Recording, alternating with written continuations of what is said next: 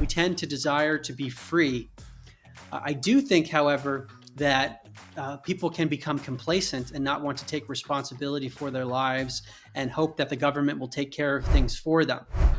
I am a husband, a father, a lawyer, a Christian, and a proud Canadian.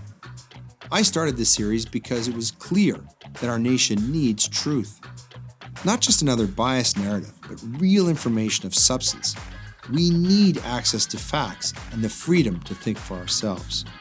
I'm Leighton Gray, and this is Gray Matter. Hello, everyone. Welcome to another episode of Gray Matter. Well, as you know, we like to have great authors on the show, and I think we really do have one here today. His name is Mark Gober, and he's written a series of books which treat profound questions in a highly readable way and also offer practical, real world solutions to complex questions. There's 6 of his books and all. We're going to talk a little bit about them. I've been able to get my way through 3 of them, and I've really enjoyed them. Looking forward to having our discussions today with Mark Gober. So, Mark, thanks for being on the program today. Well, thank you so much for having me, and I appreciate that you took the time to read several of the books. Yes, they're the 3 I've read are wonderful, including the most recent one, which is entitled "An End to the Upside Down Reset: The Leftist Vision for Society Under the Great Reset." But I noticed, and we can get into this a little bit. I noticed that there are some really interesting recurring themes in the books that I read that might be a great way to frame and talk about your work. Before we dive in and introduce our guest properly, as we always do, we've got some framing aphorisms. One of them is from a man named Eric Hoffer, who wrote, "In a time of drastic change, it is the learners who inherit the future. The learned usually find themselves equipped to live in a world that no longer exists." Next one is from Richard Dawkins, a renowned atheist, who wrote, "By all means, let's be open minded, but not so open minded that our brains drop out." And from Hippocrates, who wrote, "The greatest medicine of all is teaching people how not to need it."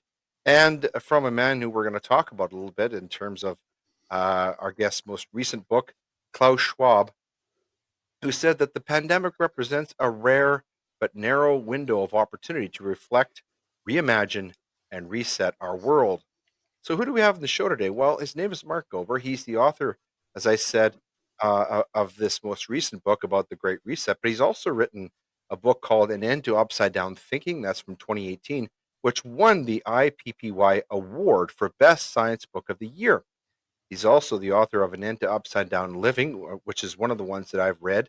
An End to Upside Down Liberty, I've also read that one. An End to Upside Down Contact, An End to the Upside Down Reset, which I've read, and An End to Upside Down Medicine, and An End to the Upside Down Cosmos from 2024. He's also the host of his own podcast, which is called Where Is My Mind? Additionally, he serves on the board of the Institute of Noetic Sciences. Previously, Mark was a partner at Sherpa Technology Group in Silicon Valley and worked as an investment banking analyst with UBS in New York. He's been named one of IAM's Strategy 300, the world's leading intellectual property strategists. Mark graduated magna cum laude from Princeton University, where he wrote an award-winning thesis on Daniel Kahneman's Nobel Prize-winning prospect theory and was elected a captain of Princeton's Division I tennis team. Wow, quite a resume. Well, Mark, it's great to have you here on the program. I want to start off talking about your most recent book that you've written about the Great Reset. And this is something that we have talked about on our program before, but I gained a much deeper understanding of the Great Reset from reading your book. Could you provide maybe a thumbnail sketch of what the Great Reset is and why those of us in the West who cherish things like freedom and liberty and personal property should be worried about it? Well, the Great Reset was a formal announcement in 2020. I think it's important to start there because sometimes that term is thrown around with the words conspiracy theory after it. Right. But it's not a conspiracy theory. This is a stated vision for society conceived by the World Economic Forum and its partners around the world. The formal announcement was initially by Klaus Schwab of the World Economic Forum alongside then Prince Charles in June of 2020. And this was during the height of COVID at the beginning. And they said, now this is a time for a great reset. The next month, Klaus Schwab and one of his colleagues published a book called COVID-19, The Great Reset. And in that book, it lays out what the Great Reset actually is. It's a vision for society, and this perceived emergency of COVID-19 was an impetus that would allow society to be reshaped, basically. And that's the container in which they describe it. And what I try to do in the book is to break down in plain language what they're actually talking about. Because if your audience members pick up the book, COVID-19, The Great Reset, which anyone can do, the language Right. is very positive and compassionate. It sounds like they're going to make the world a better place. But I try Mm-hmm. to show that it's really a wolf in sheep's clothing. Mm-hmm. And you really do an excellent job of that. And one of the things as Canadians, as much of our audience is, and you really do an excellent job of talking about this in your book. There's a reference in your book to Klaus Schwab really announcing that the Canadian cabinet, Justin Trudeau, who's really an avatar for all things woke and for the World Economic Forum, his entire cabinet had been infiltrated. Those are Klaus Schwab's words by the World Economic Forum. Another thing that was really astonishing, I did not know before, was that Vladimir Putin was part of the World Economic Forum's, Young Leaders program. So there's really some astonishing information in there about the Great Reset. It has particular application for Canada, and as you know, as you point out in your book, unfortunately, what we've been living through in Canada is really the practical iteration of World Economic Forum policies for these many years. And really, Canada is a bit of a case study for really how awful the World Economic Forum policies are. Would you agree with that? Yes, and I think that what's important here is we're discussing a phenomenon that is worldwide. The World Economic Right. Forum is outside of any government, but as Klaus Schwab has said explicitly, we penetrate the cabinets, meaning that people who have the ideology of the World Economic Forum, whether they're young global leaders or otherwise, it's people who have the ideology or who have exposure to it, they are within governments all over the world, including Canada, where seems to be a high concentration. So Mhm. it's a non-governmental party infiltrating the governments, which then get to dictate the laws to the people. So this is something that everyone, I think, should be paying attention to. That's why I wanted to write about it, because if we're aware of what's going on, it's somewhat easy to see through. But if we're not aware of it, then the things happening in the world seem a bit more random. Mhm. Now, Mark, I want to talk about you particularly in terms of your background as an author. Obviously, very well educated person, Princeton graduate. What drew you to not only this particular subject, but also to writing this series of books? There's six books, and I expect there's going to be a seventh. I hope there is. I'm going to read the other three, but there's a series of books with this title, "An End to the Something."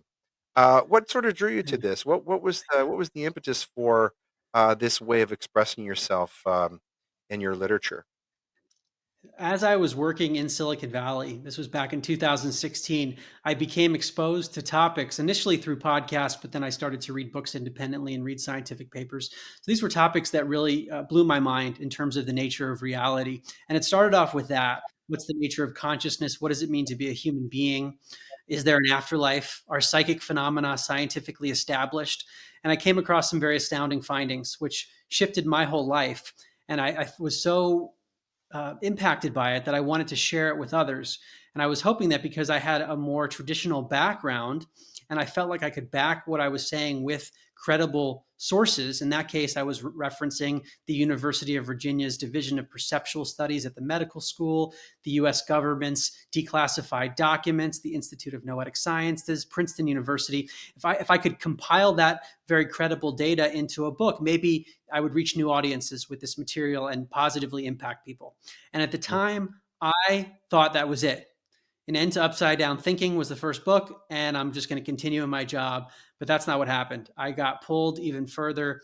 I actually left my job about 5 years ago. So, right when everything with COVID started, I decided to leave, or actually right before that. And I've continued writing. And actually, the most recent one is the seventh.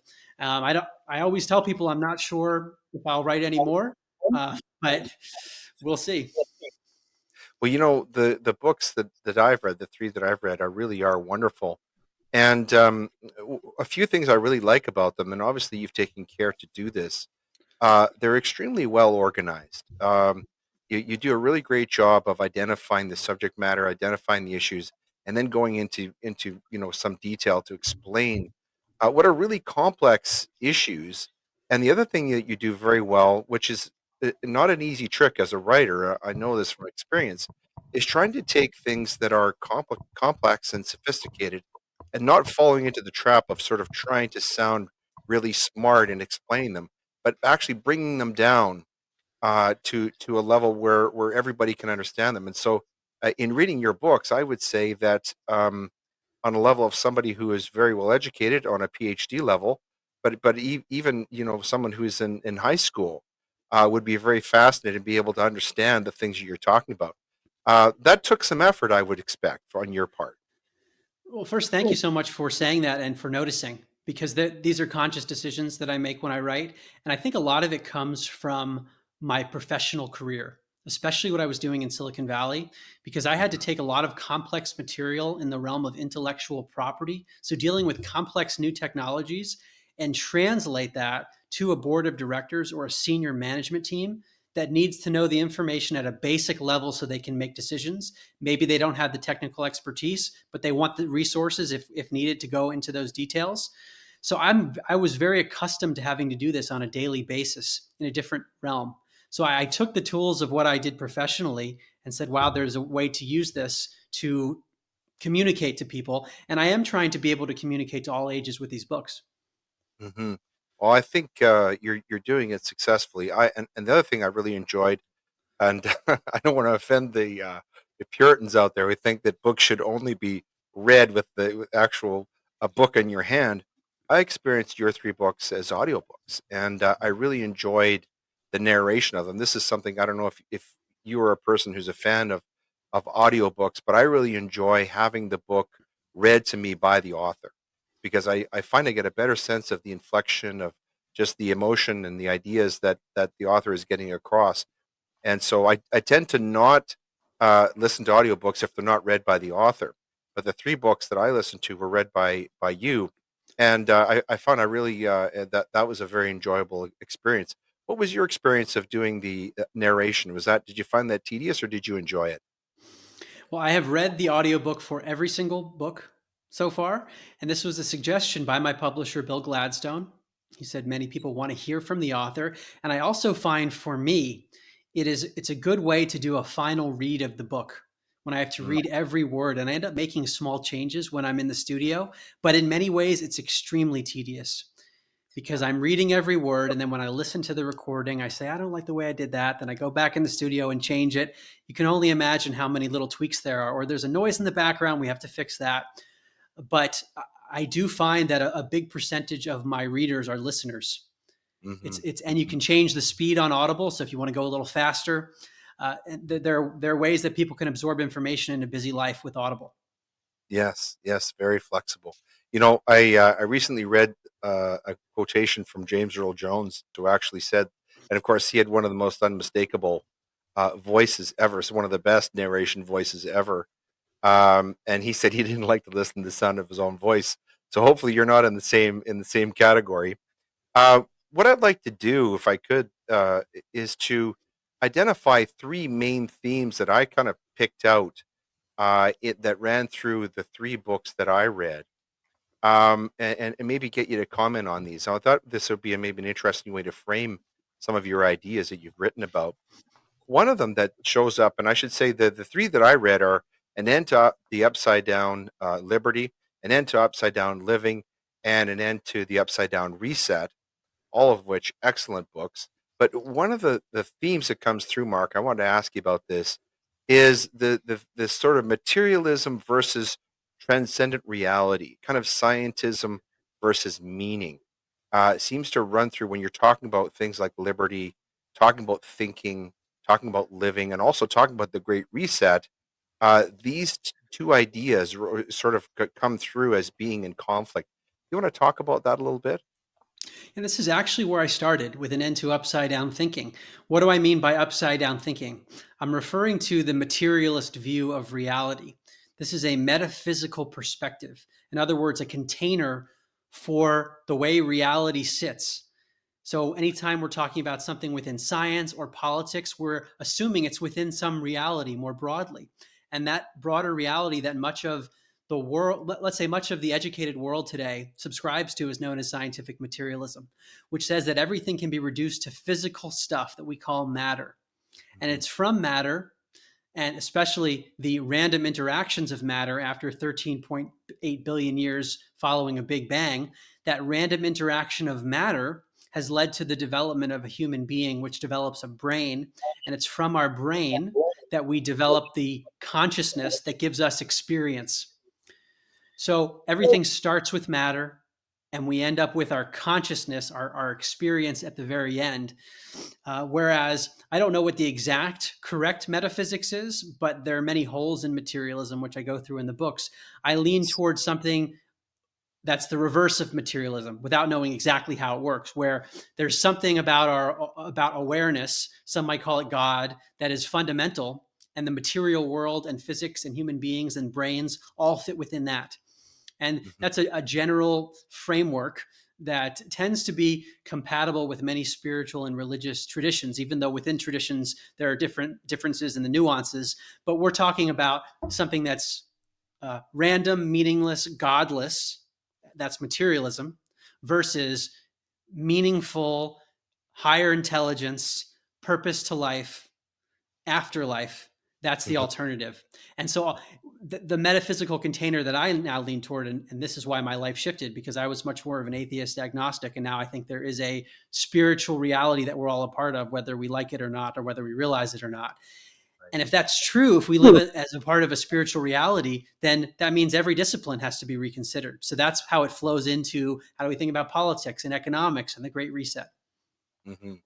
There was a great YouTube conversation that was recorded between Dr. Jordan Peterson, who's mentioned in your book, and Dr. Roger Scruton, who's also mentioned in a couple of your books. And they were talking about the meaning of transcendence and the importance of transcendence for humanity across a number of different metrics, in terms of, as you say, finding meaning in your life. Why do why do humans want to be free? Why is the family structure so important to human flourishing? And I really like the way you get at some of these topics in your book, in your books, I should say, because these are themes that run through several of your books, what you just talked about. And when we're talking about the Great Reset, what you're really talking about is a reset to this materialistic view of life, aren't we? Absolutely. When I was reading The Great Reset, I was thinking, oh, we're talking about a reset. And I've been writing for a while about how we need to shift a metaphysical paradigm. And it was conspicuously absent from the literature, talking about a metaphysical recontextualization. That's not what this was about. And in many ways, that's an implicit nod toward materialism. And when we combine that with a lot of the rhetoric, like the transhumanistic perspective, uh, things that Yuval Noah Harari has said, who's a Mhm. leading advisor for the World Economic Forum, he's said things like the idea of a soul or spirit, that's over. Mhm. So this is something that is underlying the Great Reset that I don't see talked about quite as much. Of course, there's the authoritarian aspect of it too, but there's something that's materialistic philosophically that's embedded in it as well. Mhm.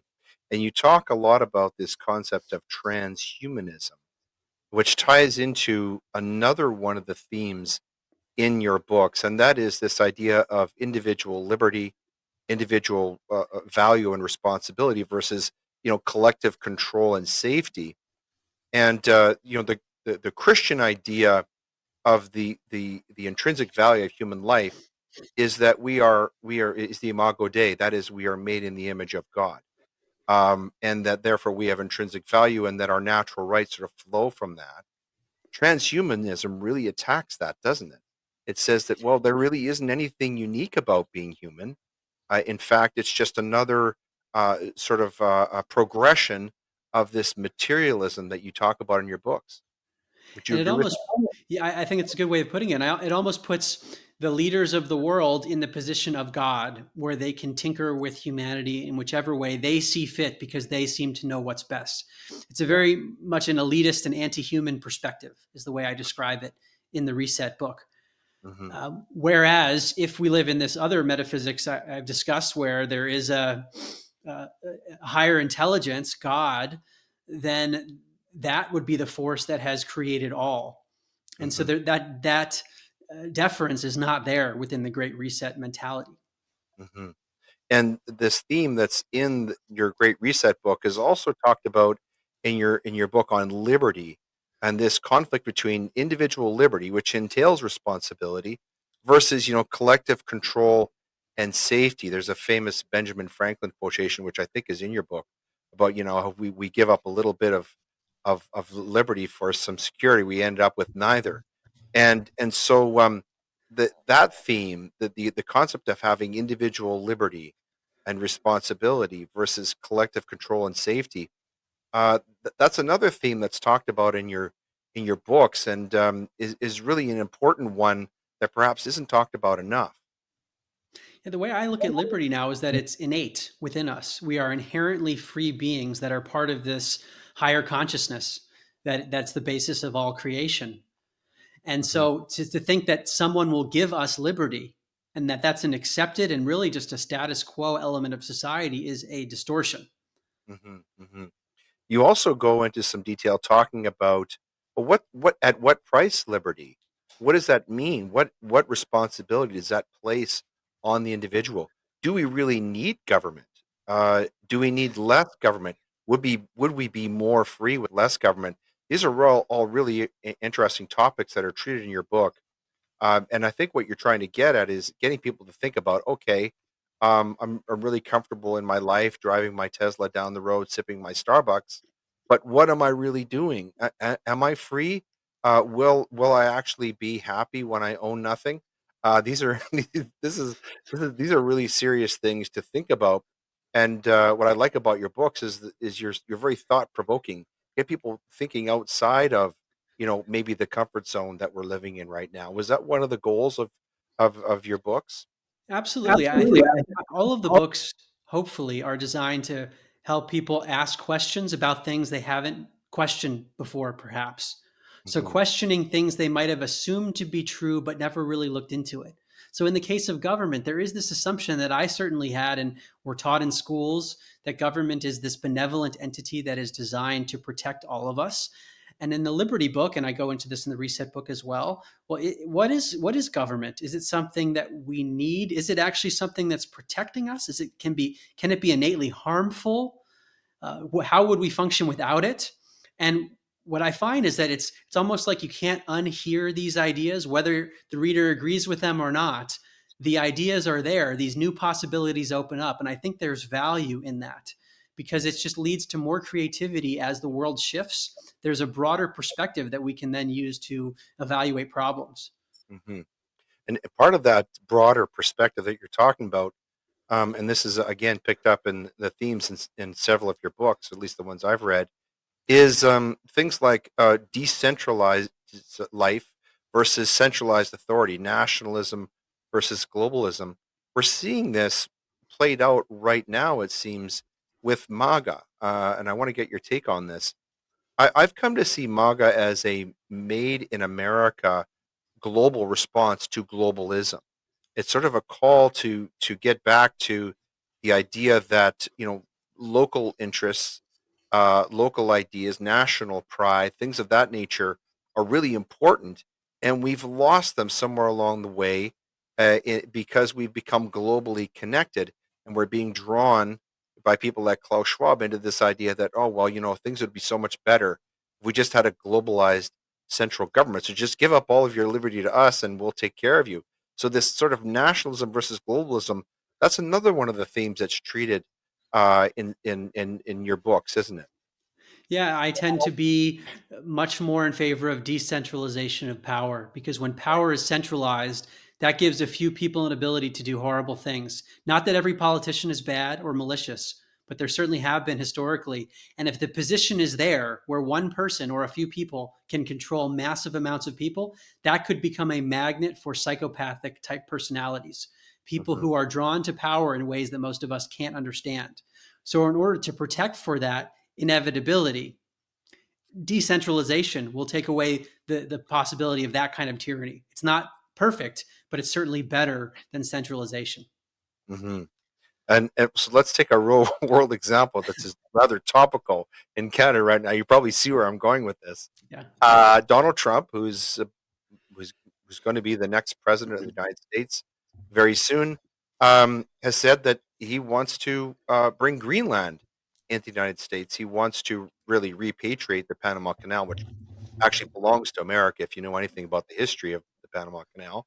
But he also wants to make Canada the 51st state. And the question sort of gives rise to this question. And, all this is going on while I'm reading your books. I'm thinking, well, what would Mark say? Is what Donald Trump doing? Is this an expression of American nationalism? Is he trying to secure the Western Hemisphere and protect us against globalism?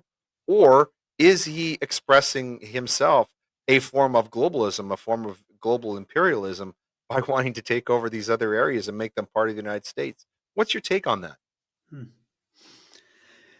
My caveat before answering is that I think it's very difficult for the general public to assess some of this stuff because Yeah. the information that we have is so limited, most likely relative to what the politicians are looking at. And Yeah. there's so much stuff probably happening behind the scenes. So what I'm going to give is an uninformed opinion. But I find it interesting, number one, that these ideas did not come out during campaigning. It was after the presidency was won that this expansionist mentality came in. So that's new, and it didn't come up. I don't remember it during the first term presidency. Mhm. But from my perspective, who is someone in favor of decentralization, one power taking up other land masses, that just goes against that principle. Are Yeah. there other strategic reasons where it actually might be a stabilizing force and might be beneficial? There could be reasons, but I would be much more in favor of countries breaking up into smaller entities where the local interests are controlled, rather than having a few people in the White House in Washington D.C. controlling people in a faraway land miles and miles away. You start getting into empire territory. Right. Right. Interesting. But of course, the other side of the question is, okay, is it is Americanism, which America was very much engaged in exporting to the rest of the world during the 20th century, at least let's say the middle part of the 20th century. Is that something good for the rest of the Western world? I would say, on balance, yes. I don't think we could say that America has been an evil empire. Um, but at the same time, it raises the question: well, what would the world look like, if, if American manifest destiny was that America was going to control, most of the Western Hemisphere? Very interesting. Maybe that could be the topic of your eighth book. Keep that in mind, Mark. Yeah, no, it's fascinating. And I know many people who are from Canada, and I've been following closely. Canada has been much more tyrannical than the US, especially during COVID and the truckers' convoy and what happened with the freezing of bank accounts. Mhm. And I mean, some really scary things, authoritarian things happening in Canada that we didn't quite see in America. So I could imagine for Canadians, this could be a very good thing. And I know in terms of the currency, there could be benefits too. But just from my perspective, as someone who tends to view government as an inherently tyrannical entity, when Right. governments are growing in a big way, that makes me concerned. That's always my knee-jerk reaction. Hmm. And that's very well stated in your books. But talking about your most recent book, the one about the Great Reset, it really spoke to me because Canada has been living through. I mean, if you go to the World Economic Forum website, Mark, and you look at the basic principles, some of which you mention in your book, and then you look at the legislation that the Trudeau government has brought into existence over the past 9 years. It's seamless. You can basically overlay it. It's almost as though Canada has been a petri dish experiment for this globalism and for this great reset. In fact, Justin Trudeau during the pandemic went as far as to echo the comments of Klaus Schwab that this is an opportunity. He said well, people were locked down in their homes. He said this is an opportunity for a great reset. But of course, Canadians don't want the great reset. There's something about us, freedom-loving Canucks. We actually want to own things. We actually want to be free.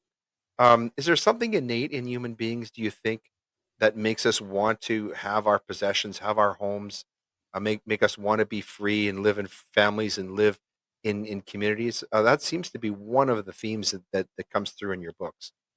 I think that's true, that there's something innate within us that feels these qualities at some level. And that knowing can be drowned out after years of indoctrination and schooling and things like that, and media manipulation. But I do think we tend to desire to be free. I do think, however, that people can become complacent and not want to take responsibility for their lives and hope that the government will take care of things for them. It sounds much nicer when someone's going to do things for you. But Mhm. you're reminding me also of something Justin Trudeau said in his speech when he was talking about his stepping down, where Right. he said repeatedly that everything he's done has been in the best interest of Canadians. Mm. And we hear politicians say this all the time. But from my perspective, and this comes out especially in the Liberty book, when I talk about the Austrian School of Economics, Right. Hmm. even if he wanted to do things in the best interest of Canadians, how could he know what is in the best interest of Canadians? Each Right. of us is a unique being with subjective preferences in terms of the things we like and dislike. It's very subjective. Just think about people's dietary likes and dislikes and how they can change on a dime, where one day you like chocolate and the next day you're like, oh, no, I want strawberry. Think about all of the different things within a human being that we like and dislike and need and don't need. And to say, for a person to say that I'm going to do what's in everyone's best interest, that no one person can know what is in the best interest of others by Hmm. definition. Hmm.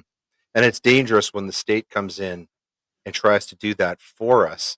You do a great job of explaining that in your books. The other thing you do a great job of explaining is what you just said about why that's true, why people have different, but scientific reasons, cultural reasons, historical reasons for why people want to have things their own way, why they want to be free, why we want to be prosperous, why we want to live in families, and why that's important to our sort of transcendent sense of meaning in our lives. And so there are questions in life that cannot be answered simply by the material world, that there's something beyond that that we all aspire to. Of course, this is the subject of Viktor Frankl's book, which is also mentioned, I think, in your book on liberty, or mentioned in one of the ones I read. I know for sure. But so that is something that coming back to your books again, I really appreciate it. Is I read a lot of these books, these nonfiction books, and all of them are great in their own ways. But one of the things that you take time to do is you talk about the problems, you talk about their sources, but you also talk about solutions. You talk about real world things that we can do as individuals and as communities to kind of make things, to improve things. And that's something you must have spent some time thinking about. Yeah, absolutely. It's one thing to deconstruct a problem, that's very important, but getting stuck in problems can be toxic because then it's easy to become really negative. Whereas if there's a way out, or at least just an approach that could help us transcend the problems, it's more optimistic ultimately. So I do try to get there in all the books, doing both. Hmm. The other thing that you've been involved in, and we're going to come back to some of the other books we haven't talked about yet when we go to our reading list, and all six of your books are going to be added to our reading list today, Mark, is your podcast, Where Is My Mind? You want to talk about this? What was the sort of the genesis of the podcast, and what do you try and do on that program? When my first book was published, An End to Upside Down Thinking, that was 2018. Following that, I worked with a production company called Blue Duck Media, based in Los Angeles, to interview many of the scientists and experiencers that I wrote about in that book. So the series called Where Is My Mind covers the science of near-death experiences, psychic phenomena, the science of consciousness and the brain. I interviewed a Nobel Prize winner in physics, Dr. Brian Josephson, professors from the University of Virginia, from Princeton, many different places. And the podcast series is not just a long form conversation between me and the interviewee, like this one is. The Hmm. podcast is a conversation between me and my friend, who is the podcast producer, who is newer to the subject matter. And he's asking me questions that he thinks the audience would have. And I say, well, I talked to this scientist, and then we took clips from my interviews and put it in. And there's music in the background. So the podcast, Where Is My Mind, has actually gotten more attention recently because there's another one called the Telepathy Tapes, which is now the #1 of all podcasts. It surpassed Joe Rogan recently. And many of Wow. the themes in that, including people I interviewed, are in that show. So it's kind of a similar format. Hmm. But my show, again, if your audience is interested, you can go on iTunes, Apple Podcasts, Spotify. It's just 8 episodes, so it's a quick way to learn about some strange things about the nature of reality. Are you still doing the podcast, or was it sort of a limited edition? Yeah, it's a limited edition. It's episodes 1 through 8. It goes in chronological order. There's a sequence to it and a narrative, and we haven't done a second one. Well, we'll have to look forward to the second one. It's on my list of things to do to listen to it. I definitely am now after the way you described it. It sounds really intriguing. Um, in terms of your other books, we really need to talk about a couple of these. One of them that hits very close to home uh, for this show in particular and for Canada is An End to Upside Down Medicine. This was a book that is the next one I plan to read in your catalog. And I noticed I went on your X page and you posted something really interesting talking about a question that you asked of Chat GPT about the existence of a virus. I wonder if you could talk about that and then maybe relate that to the book that you wrote Sure. about Yeah. medicine. An end to upside down medicine challenges the allopathic approach to medicine. And it does it in 2 primary ways. It looks at one of the core facets of allopathic medicine, which is the germ theory of disease. And there's a big section of the book looking at what is germ theory and why do scientists believe it exists and what are the problems. And then I tie in the nature of consciousness and how that I feel should be brought into health and well-being, because there's so many different case studies and some studies even suggesting that the allopathic approach is missing something huge in medicine. But to your question more specifically of what I've been doing with the AI systems, whether it's ChatGPT or Anthropic's Claude or Google's Gemini, is that I've got it to confess some pretty heavy things that I wrote about in the book. I see that. Yeah. And the confessions, you'll read about the details more in the book when you get to it. But there are real questions about the existence of any virus. And I know that sounds insane. I thought it sounded crazy when I first heard it, but I didn't understand the history of virology, of how did we even come to believe that there are viruses that make us sick? Because if we think about it, if people go to a party and a bunch of them get sick afterwards, they say, well, I caught something, they assume.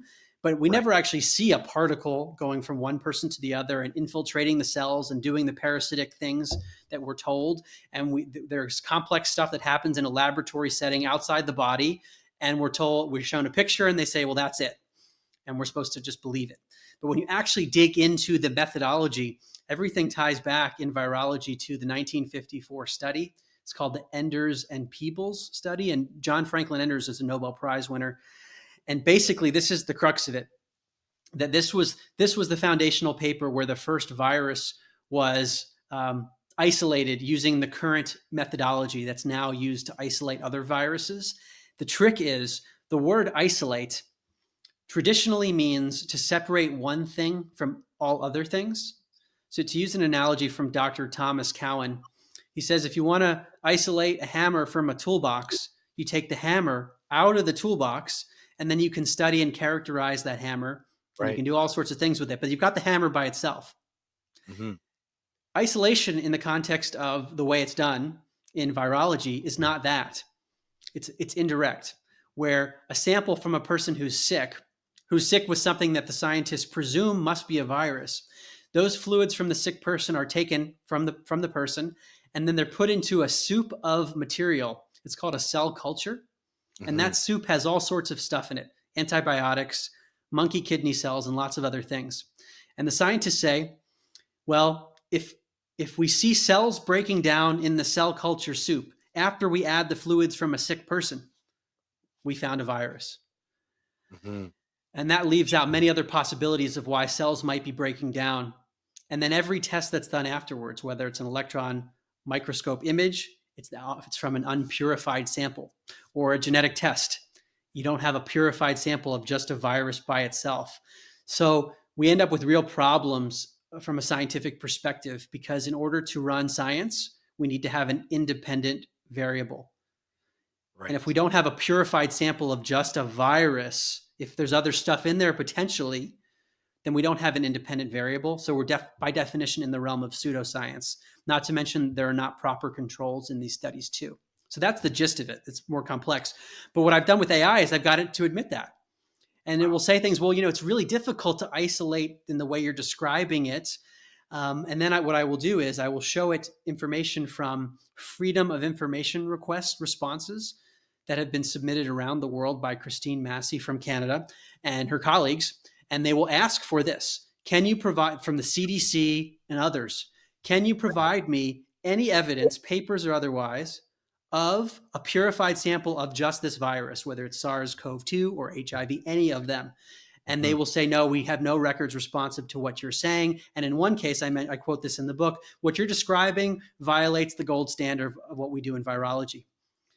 So what I'm doing in this book, I'm really summarizing what many other doctors have been talking about, not just since COVID, actually. This came up during HIV. I didn't realize there's an organization called the Perth Group that was questioning this as well. Right. And so there are real questions ultimately about why do we get sick? And that's the purpose of the book. It's not just about viruses. I'm interested in what makes someone healthy, because regardless of what we believe right now, all we know is that the system isn't working. It seems like we're guessing, and the methods are ultimately barbaric in the way that we're taking all sorts of medications and people aren't getting well. We don't really understand why some people get sick and others aren't. We're making a lot of guesses, and I try to drill down on that in the book. Mm-hmm. Well, I'm interested in reading that because it sounds as though what you're saying, if there's no such thing as a virus, that lands a rather large torpedo in the hull of the good ship pandemic. And of course, that ship is very important to the whole idea of the Great Reset. And so I can see kind of sort of some of the progressions of your ideas from that book to the Great Reset, which is really fascinating. Now, turning to another topic of a book that you have written, you've written a book called An End to the Upside Down Cosmos. And I think this would be a very interesting book that I'm looking forward to reading because, we've had so much talk about UFOs recently and what are these drones in New Jersey doing? So this looks like a really fascinating book. What was the impetus for writing that particular one?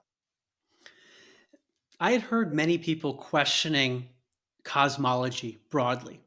What is Earth? What's our place in the cosmos? Is there a Big Bang? And what I found is that, especially studying for the medicine book, I found certain doctors and researchers who had very clean, logical thinking, who were able to break down the flaws in what has been done. And I was finding that a large percentage of the people that I really respected in the medical domain were asking similar questions about cosmology and seeing similar logical fallacies in that realm. So I said, okay, I need to look into this. And when I looked into it, I found things that were both very disturbing, but also just fascinating. And what it comes down to with so many things, whether it's cosmology or medicine or anything, there's a logical fallacy. It's called affirming the consequent. Right. Yeah. This is how it goes, basically. When it rains, or if it rains, the grass outside will be wet.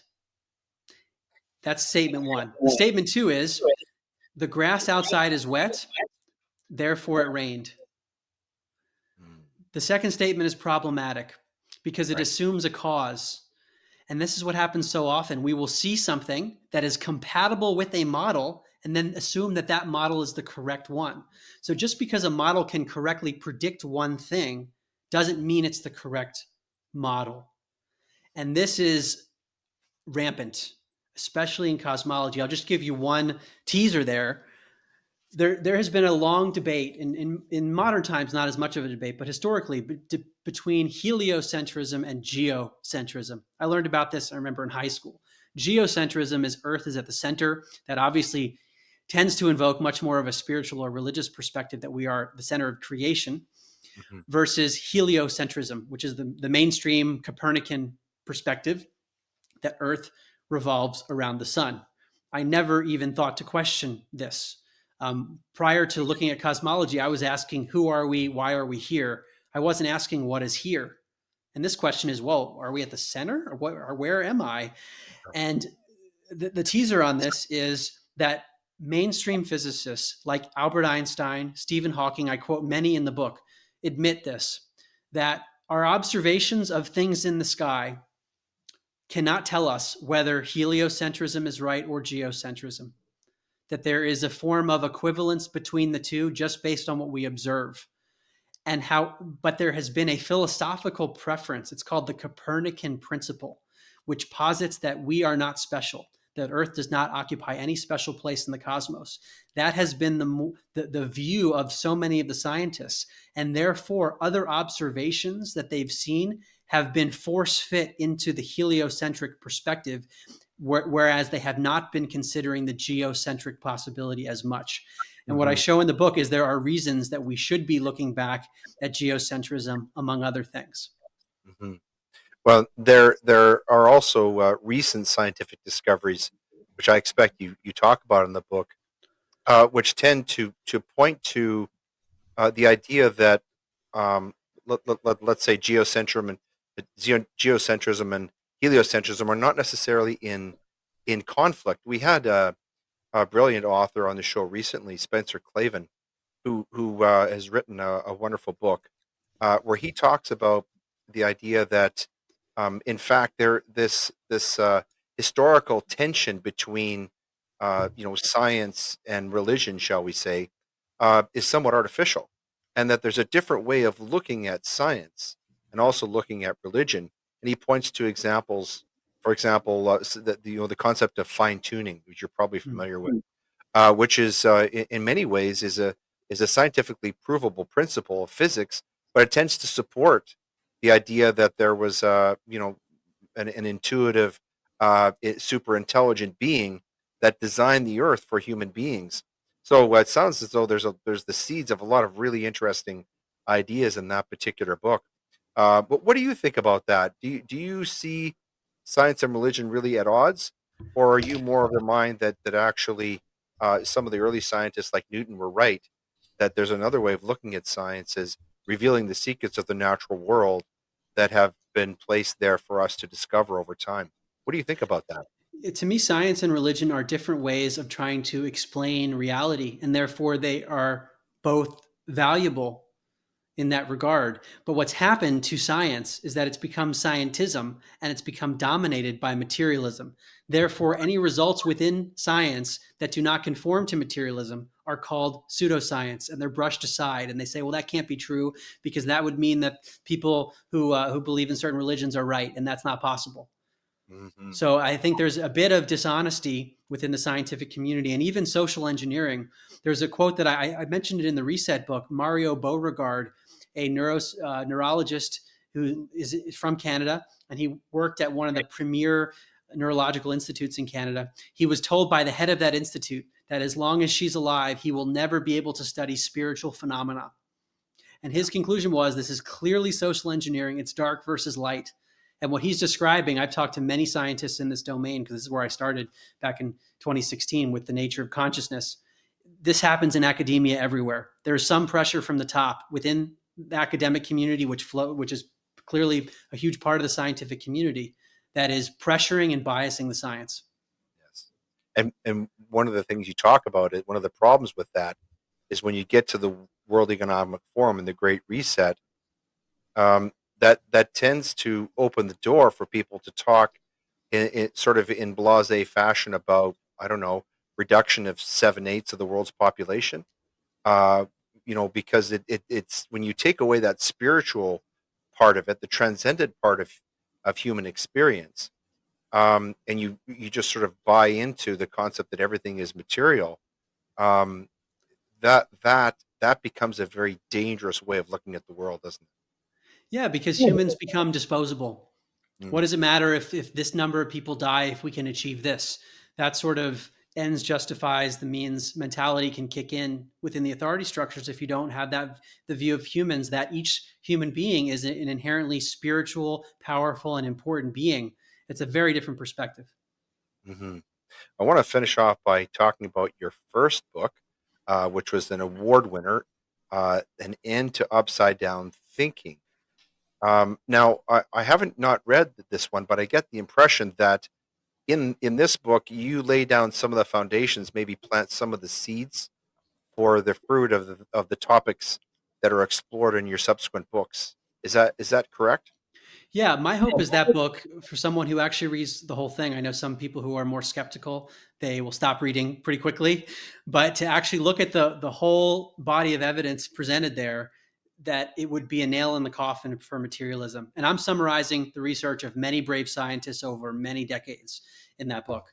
So the book is a challenge to scientific materialism ultimately, and it's through very various lenses, but primarily a scientific lens of looking at the science of near-death experiences, the science of telepathy, the science of psychokinesis, which is mind impacting matter, and many other phenomena. The argument that I make in the book and also the podcast, Where is My Mind, is sort of like a quick summary of all this, is that if there is one of these examples that is true, just one, materialism cannot accommodate it.